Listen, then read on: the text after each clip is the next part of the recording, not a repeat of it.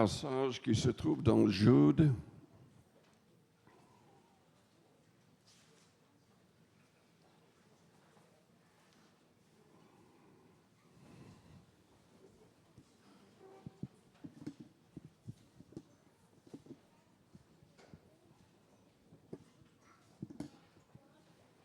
Au verset 20, il n'y a qu'un seul chapitre.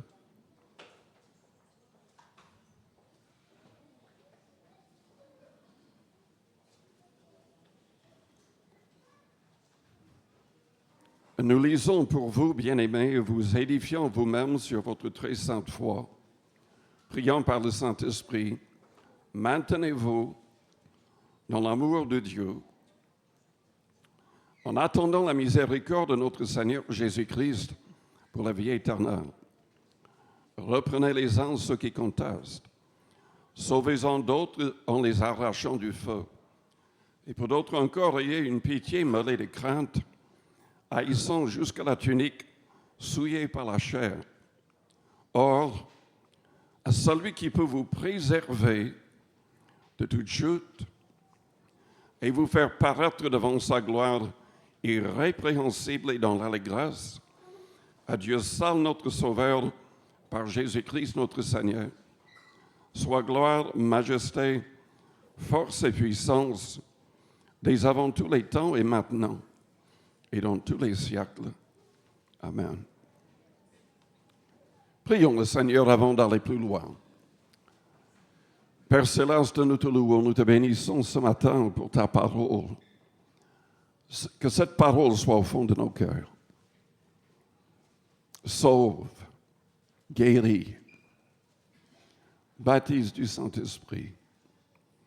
Sans toi, nous ne pouvons rien faire. Parle dans les cœurs et les consciences et sois le maître de cette réunion. Au nom de Jésus-Christ. Amen.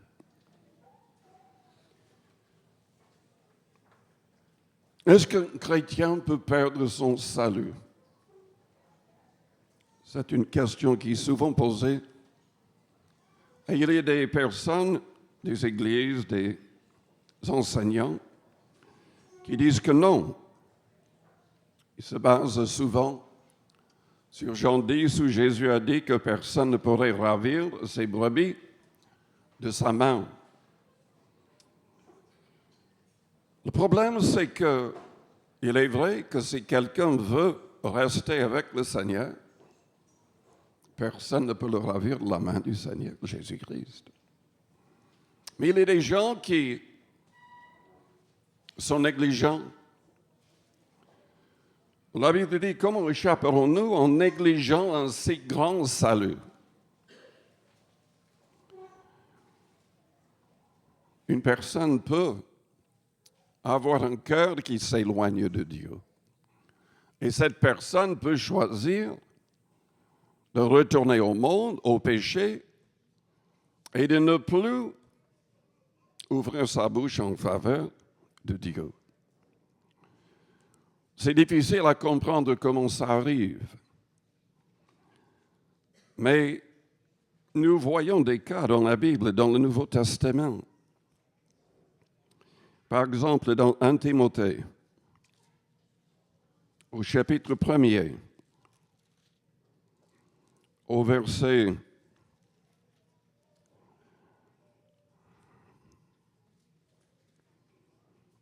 18. 1 Timothée, chapitre 1er, au verset 18. Paul dit à ce jeune prédicateur, « Le commandement que je t'adresse, Timothée, mon enfant, selon les prophéties faites précédemment à ton sujet, c'est que d'après elles, tu combattes le bon combat. » Nous sommes dans une bataille spirituelle, la Bible dit. Tu combattes le bon combat en gardant la foi et une bonne conscience. Vous savez que Pierre a dit dans 1 Pierre chapitre 3, verset 20, parlant des eaux du baptême, il a souligné le fait que ce n'est pas vraiment le baptême en lui-même qui nous sauve, mais c'est l'engagement de notre baptême, le fait de garder une bonne conscience. Cette conscience, quelques-uns l'ont perdue. Ils ont fait naufrage par rapport à la foi. De ce nombre sont Hyménée et Alexandre, que j'ai livrés à Satan afin qu'ils apprennent à ne pas blasphémer.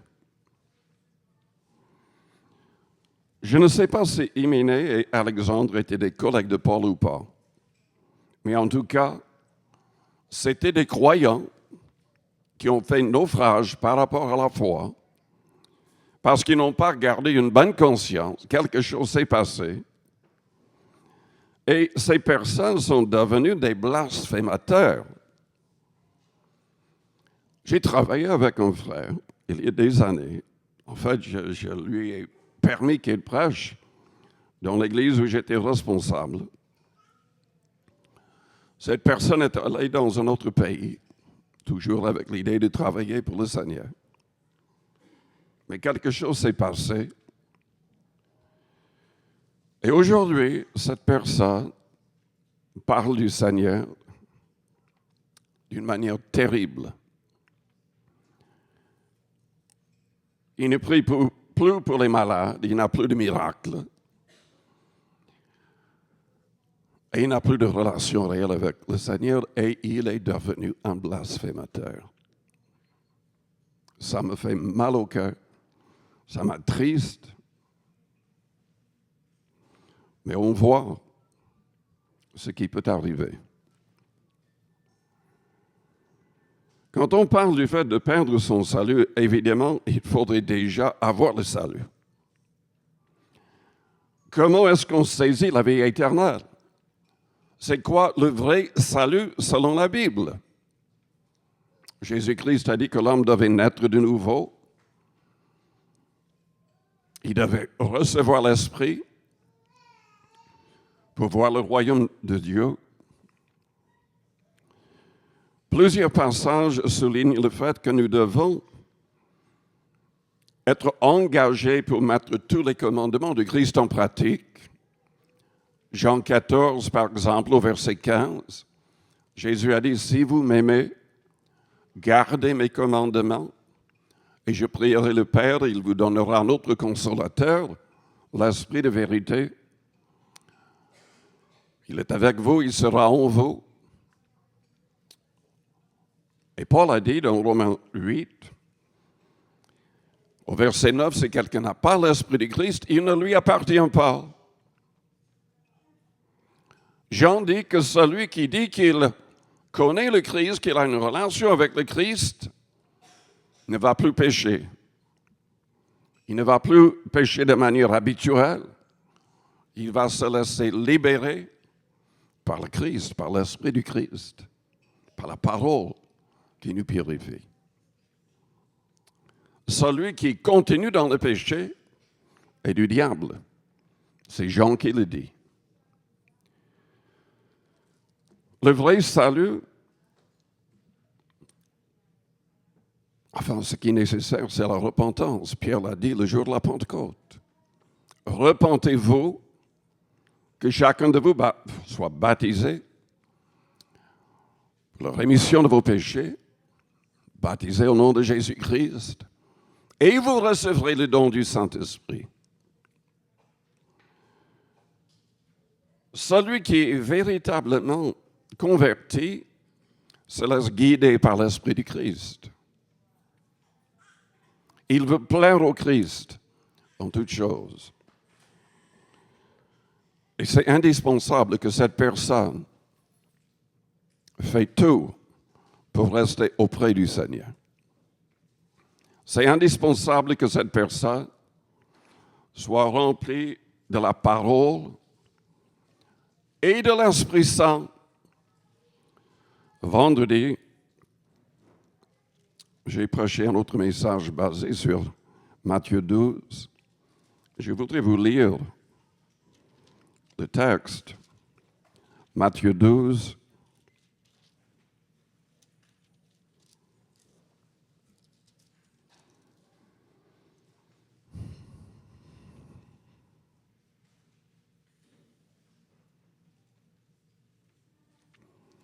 au verset 43. Lorsque l'esprit impur est sorti d'un homme, je crois personnellement que tout homme est manipulé par un esprit mauvais avant d'être réellement converti. Lorsque l'esprit impur est sorti d'un homme, il va par des lieux arides cherchant du repos, et il n'en trouve point. Alors il dit, je retournerai dans ma maison d'où je suis sorti. Et quand il arrive, il la trouve vide, balayée et ornée. Il s'en va, il prend avec lui cet autre esprit plus méchant que lui. Ils entrent dans la maison, s'y établissent, et la dernière condition de cet homme est pire que la première. Jésus, au verset 28, a dit, si c'est par l'Esprit de Dieu que je chasse les démons, le royaume de Dieu est donc venu vers vous. Une personne doit être libre pour être réellement convertie, libre de tout esprit d'oppression. Et Jésus libère, il libère du pouvoir du péché. Si donc le Fils vous a franchi, vous serez réellement libre, il a dit, dans Jean 8. Mais pour rester libre, nous devons rester remplis, car cette maison, c'est notre corps, c'est une image. Le démon va revenir, l'esprit mauvais va revenir avec 7 autres plus méchants. S'il trouve la maison vide, bien que la maison soit ornée et propre, si la maison est vide, il peut entrer de nouveau et la personne sera pire. C'est la raison pour laquelle c'est indispensable de remplir notre vie de cette parole et de recevoir l'Esprit Saint et de chercher vraiment la plénitude et de rester rempli de l'Esprit. Selon Éphésiens chapitre 5, à partir du verset 18. Oui, je suis convaincu que c'est possible de faire naufrage par rapport à la foi, comme dans le cas de ces 2 personnes mentionnées par Paul. Mais il n'y a aucune raison de tomber. Dieu peut nous garder de toute chute et nous présenter au Père dans la joie et dans l'allégresse. Tournez-vous vers la personne à côté de vous et dites, vous pouvez être plus que vainqueur par Jésus-Christ.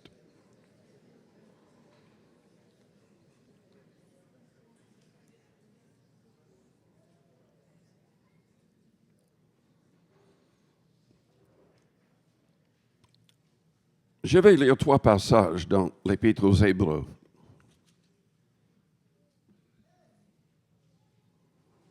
Je ne sais même pas si nous comprenons pleinement ce que ces passages signifient.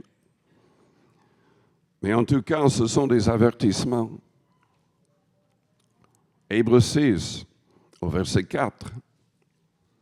Il est impossible que ceux qui ont été une fois éclairés,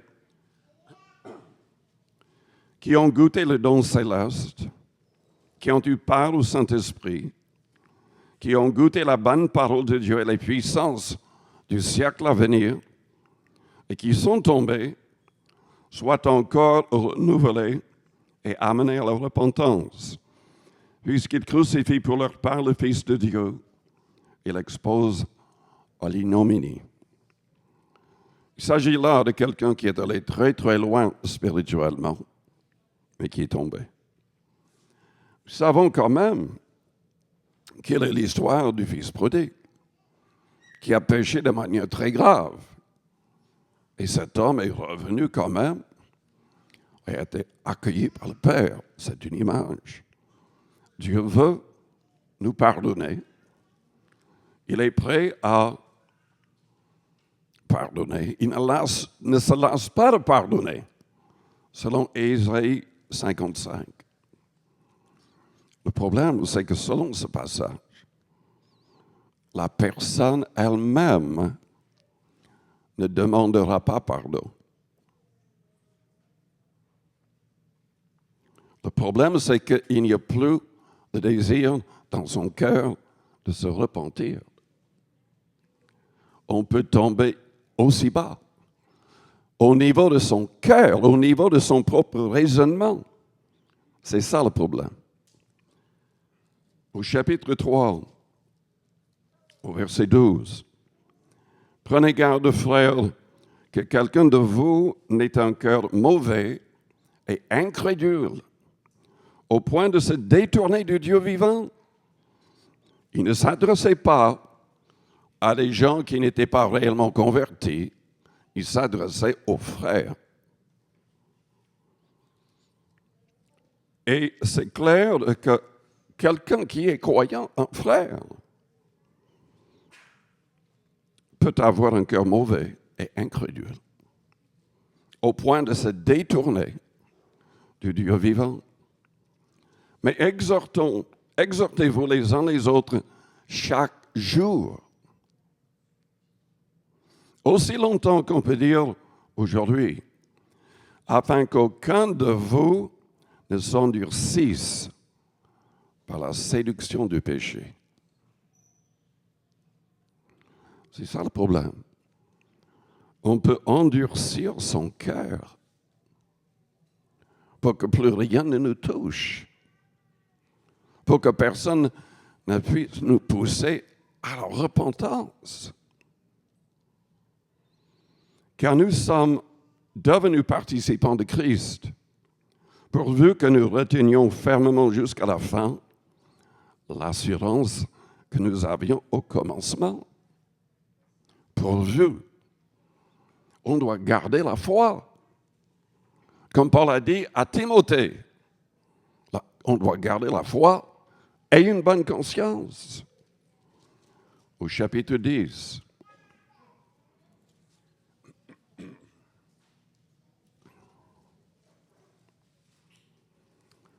Paul souligne l'importance de nous réunir avec d'autres croyants le plus possible. Déjà dans Hébreux 3, il voulait que les croyants soient en contact les uns avec les autres afin de pouvoir recevoir un encouragement, une exhortation chaque jour. Et il est vrai que l'Église primitive se réunissait tous les jours dans les maisons et au temple. Dans Hébreux 10, au verset 24, « Veillons les uns sur les autres pour nous exciter à la charité et aux bonnes œuvres. N'abandonnons pas notre assemblée, il ne s'agit pas de l'Église locale, il s'agit des réunions avec d'autres. Que ce soit dans les maisons, que ce soit dans un bâtiment. N'abandonnons pas notre assemblée, notre rassemblement avec d'autres croyants, comme c'est la coutume de quelques-uns, mais exhortons-nous réciproquement, et cela d'autant plus que vous voyez s'approcher le jour. Car si nous péchons volontairement après avoir reçu la connaissance de la vérité, il ne reste plus de sacrifice pour les péchés, mais une attente terrible du jugement et l'ardeur d'un feu qui dévorera les rebelles. Il ne s'agit pas dans ces passages de croyants qui trébuchent et qui pêchent. La Bible est très claire. Dans 1 Jean chapitre 1 au verset 9, « Si nous confessons nos péchés, il est fidèle et juste pour nous les pardonner et pour nous purifier de toute iniquité. » C'est celui qui pêche et devient rebelle contre Dieu qui sera rejeté, ce qui sera perdu. Donc, d'une certaine manière, ce n'est pas une question de perdre son salut, mais on peut faire naufrage par rapport à la foi et on peut devenir rebelle contre Dieu. C'est ça le danger. Si on est négligent, si on ne prie pas, si on ne fréquente plus les assemblées,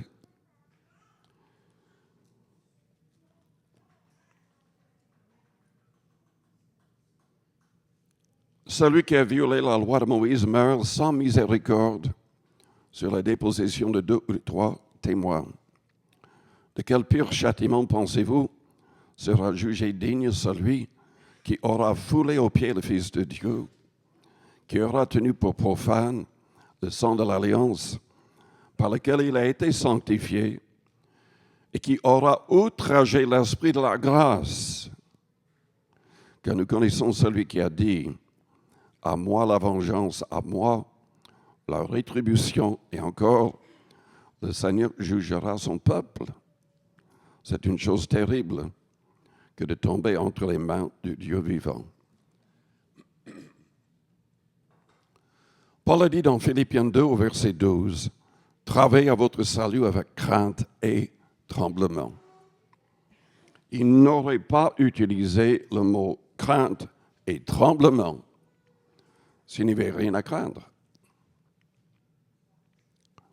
Et le mot crainte est utilisé plusieurs fois dans le Nouveau Testament. Pierre en a parlé dans 1 Pierre chapitre 1er. Paul en a parlé dans Éphésiens 5 au verset 20. C'est mentionné dans plusieurs passages du Nouveau Testament. C'est dans 2 Corinthiens 7 au verset 1er. Nous devons achever notre sanctification dans la crainte du Seigneur. Nous devons être soumis les uns aux autres dans la crainte du Seigneur. Et déjà, si on n'est pas respectueux, si on n'est pas saint dans une assemblée, si on commence à mentir, enfin, on n'a que parler d'Ananias et de Saphira, sa femme, qui sont tombés raides morts aux pieds de l'apôtre Pierre dans l'assemblée.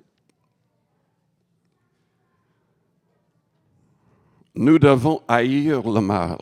Vous qui aimez l'Éternel, la Bible dit, haïssez le mal, aimez le bien, apprenez à faire le bien. Sanctifiez-vous.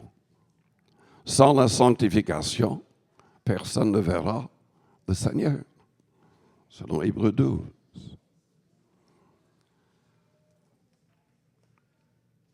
Il y a d'autres choses qui peuvent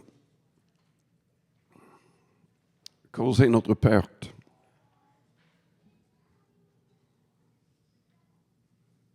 Le simple fait d'accepter de fausses doctrines, d'enseigner de fausses doctrines.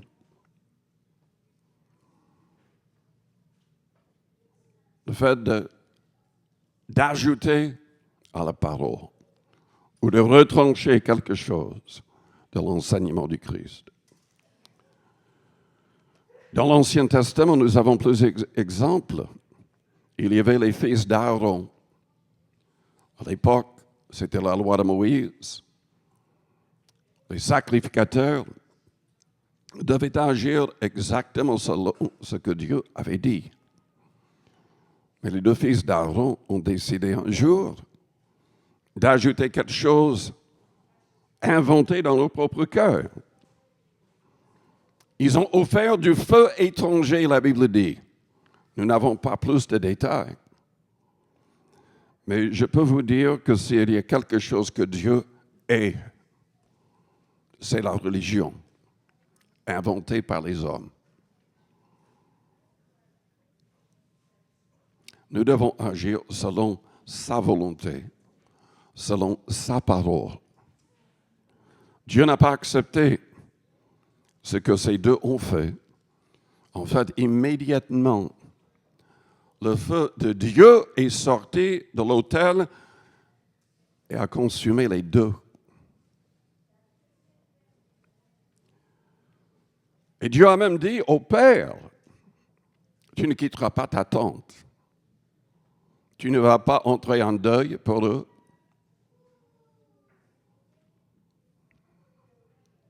Dieu est la fausse religion. Il est les fausses doctrines. Il ne supporte pas les pratiques qui ne sont pas clairement présentées dans le Nouveau Testament. Nous devons faire très attention. Car selon l'apôtre Jean, dans 2 Jean, chapitre 1er au verset 9, quiconque ne demeure pas dans la doctrine du Christ, mais va plus loin, n'a point Dieu. Je ne peux pas être en communion avec des églises, avec d'autres croyants qui manifestent un mépris pour la parole de Dieu, en faisant le contraire. En disant, oh oui, mais je sais que ça c'est là, mais ce n'est pas important. Tout est important. Tout est important. Et il n'y a aucune autre manière de juger ce qui est la vérité à part le Nouveau Testament. Jésus-Christ a dit qu'il y aurait de faux apôtres, de faux Christ, accomplissant de très, très grands miracles. Vous allez les suivre parce qu'il y a des miracles. Souvent, les gens les suivent.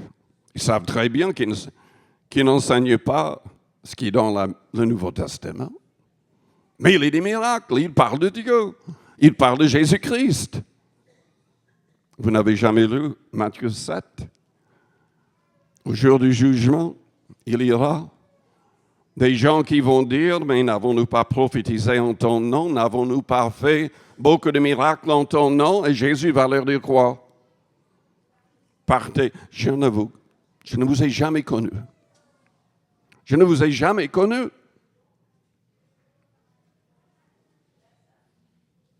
Ce n'est pas parce qu'on se dit chrétien qu'on est chrétien.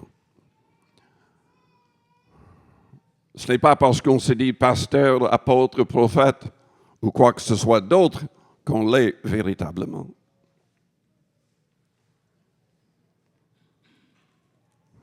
Paul nous a avertis. Nous devons travailler à notre salut avec crainte et tremblement.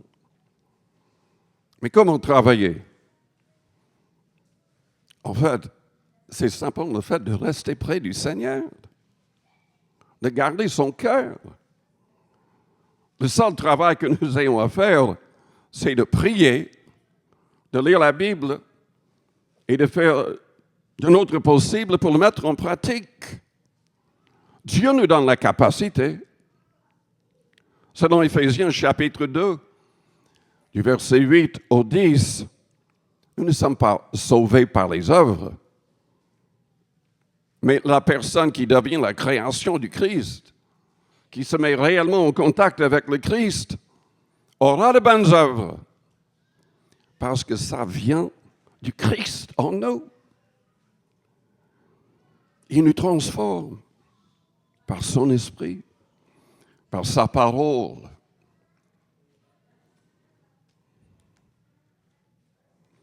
Vous ne voulez pas tomber? Vous voulez rester debout? Combien désirent rester debout? Vous ne voulez pas chuter. Ne soyez pas isolés. Ayez des amis chrétiens. Contactez-les tous les jours. Exhortez-les. Acceptez qu'ils vous exhortent. Soyez dans des rassemblements chrétiens le plus souvent possible où ils prêchent la sainte doctrine et la foi. Lisez. Méditez ce livre jour et nuit. Vous allez me dire, mais comment méditer la Bible jour et nuit? C'est très facile. Si vous vous endormez après avoir lu la Bible, si vous commencez à penser, à méditer sur cela avant de vous endormir, vous n'allez pas avoir des cauchemars. Vous allez recevoir un enseignement du Saint-Esprit dans la nuit. Très souvent, je fais cela et dans la nuit, le Seigneur me réveille ou le matin, je prends un stylo et j'écris tout ce qu'il m'a dit.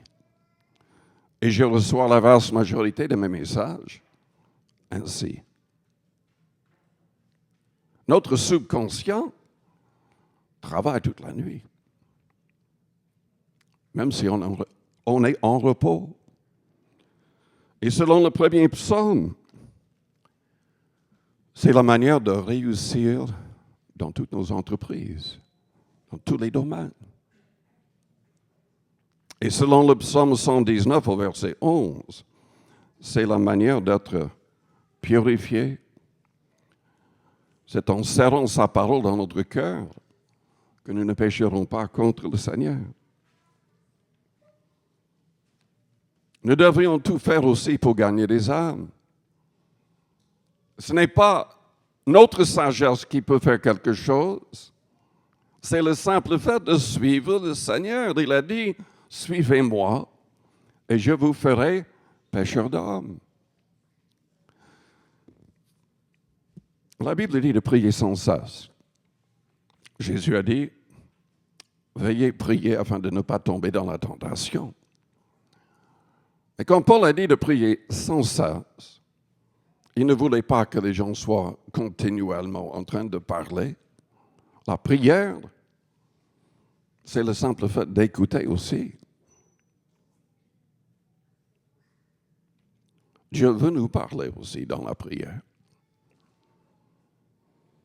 Et le Saint-Esprit, nous pouvons prier plutôt, selon Romains 8 au verset 26, même sans dire un mot. Vous le saviez? Le Saint-Esprit nous aide dans notre faiblesse, même quand il n'y a que des soupirs inexprimables. Le Saint-Esprit comprend ce qui est dans notre cœur, ce qui est dans notre vie, ce que nous voulons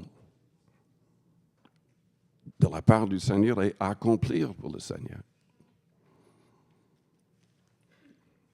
Et c'est important de prier par l'Esprit, en d'autres langues. Car quand on prie en langue, selon Corinthiens 14, Dieu seul le comprend. C'est un esprit qui a dit des mystères. Le Saint-Esprit veut intercéder au travers de nous. Et comme Paul a dit, et moi je l'expérimente aussi, celui qui parle en langue, qui prie en langue, s'édifie lui-même. Cette personne grandit en foi, en amour, en sagesse, et devient de plus en plus efficace. Le jeûne peut nous aider énormément. Jésus nous a avertis dans Luc 21 de ce qui se passerait dans les derniers temps, toutes sortes de catastrophes, persécutions, tribulations. Il nous a demandé de prier pour avoir la force d'échapper à toutes ces choses. Mais il a dit que notre cœur peut être appesanti par les soucis de la vie, par les excès du manger et du boire. Quand on ne prend pas le temps de jeûner, c'est difficile d'être continuellement sur les bonnes longueurs d'onde et vraiment être en contact avec le Seigneur. Le jeûne nous aide. Et selon Ésaïe 58, et je pense aussi à ce que Jésus a dit à ses disciples. Il y avait un homme, un garçon possédé de démons. Ses disciples ne pouvaient pas le délivrer. Jésus a dit, cette sorte de démon ne sort que par le jeûne et la prière. Si on est attaqué nous-mêmes, le jeûne et la prière nous rendront victorieux. Ce qui est vraiment important, c'est de tout faire pour rester libre du pouvoir du péché. Et la clé, c'est tout faire pour rester rempli de l'Esprit. C'est tout faire pour être conscient que le Seigneur Jésus est avec nous tous les jours jusqu'à la fin du monde. Quiconque invoquera le nom du Seigneur sera sauvé. Vous êtes tentés, invoquez son nom. Ne l'oubliez pas.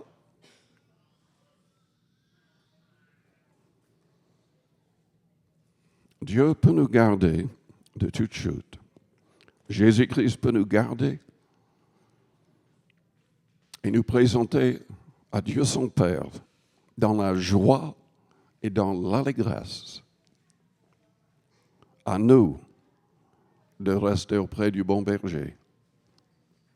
Je vous invite à fermer vos yeux, à courber vos fronts, avec les yeux fermés, les fronts courbés.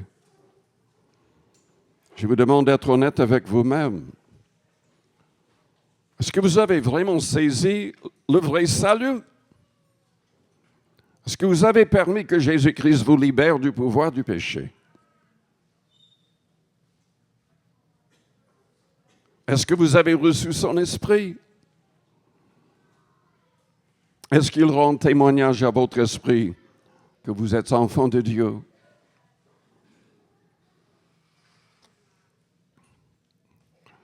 Qu'est-ce que vous avez comme vie de prière? Est-ce que vous lisez la Bible tous les jours?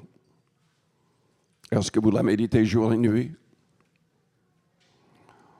Est-ce que vous êtes en train de travailler à votre salut ou est-ce que vous êtes négligent? Nous devons combattre pour garder la foi et une bonne conscience. C'est ce que Paul disait à Timothée.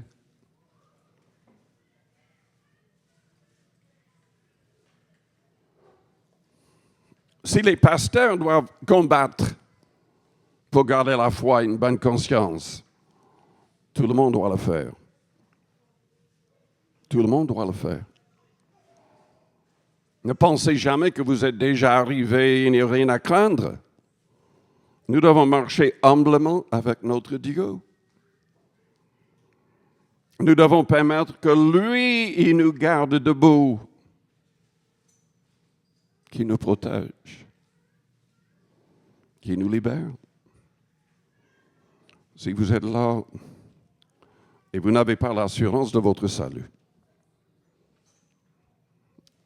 si vous n'avez pas encore permis que Jésus-Christ vous libère,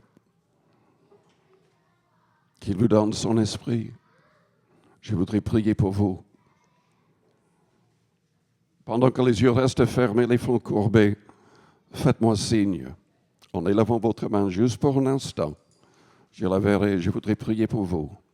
Merci, merci. Oui, il y a plusieurs personnes. Merci. Le Seigneur vous bénisse, merci. Vous pouvez baisser votre main. Est-ce qu'il y a encore d'autres personnes? Vous voulez être en règle avec Dieu? Vous voulez recevoir Jésus comme votre Seigneur et Sauveur personnel? Vous voulez qu'il vous libère? Vous voulez que son esprit habite en vous? Vous voulez être cette nouvelle création du Seigneur? Un vrai disciple? Faites-moi signe. Merci. Merci. Oui. Amen. Je vous invite tous à vous lever, toute l'Église. Restons dans une attitude de prière. Il y avait un grand nombre de personnes qui ont élevé la main. Je vous invite à venir vers le devant. Et que d'autres viennent aussi. Si vous avez le moindre problème dans votre vie spirituelle, faites-lui confiance, demandez la prière. Si vous êtes malade physiquement, faites-lui confiance. Jésus a demandé qu'on prie les uns pour les autres avec l'imposition des mains en son nom. Et lui, c'est lui qui agit. Donc venez. Venez avec foi vers lui. Non pas vers nous. Moi-même et les frères, nous allons prier avec l'imposition des mains, mais le miracle vient du Seigneur. Nous ne faisons rien d'autre que d'être obéissants. C'est Jésus qui sauve, qui chasse les démons, qui guérit, qui baptise du Saint-Esprit. Je vous invite à répéter une prière après moi. Que toute l'Église répète la prière. Priez avec votre cœur. Et élevons nos mains vers le ciel. C'est biblique de prier ainsi, comme un signe de foi et de soumission. Prenez l'habitude de prier avec vos mains élevées même à la maison. Père Céleste, j'ai besoin de toi. Je reconnais que je suis pécheur. Tout homme a péché. J'ai besoin que tu changes ma manière de penser et de parler. Ma manière d'agir et de réagir.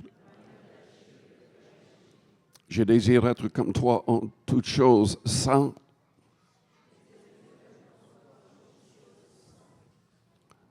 Je confesse ma foi en Jésus-Christ. Il est mort pour mes péchés, ressuscité pour ma justification.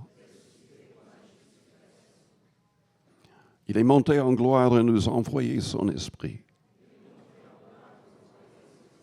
Éloigne de moi tout esprit mauvais et impur.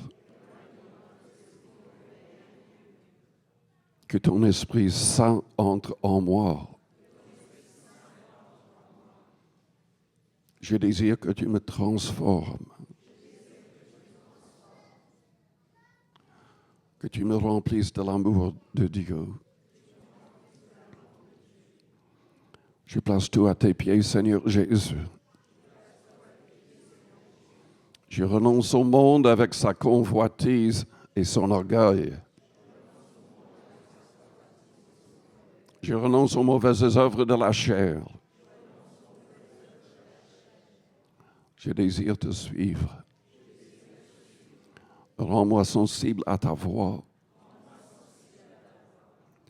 Que je puisse être un modèle,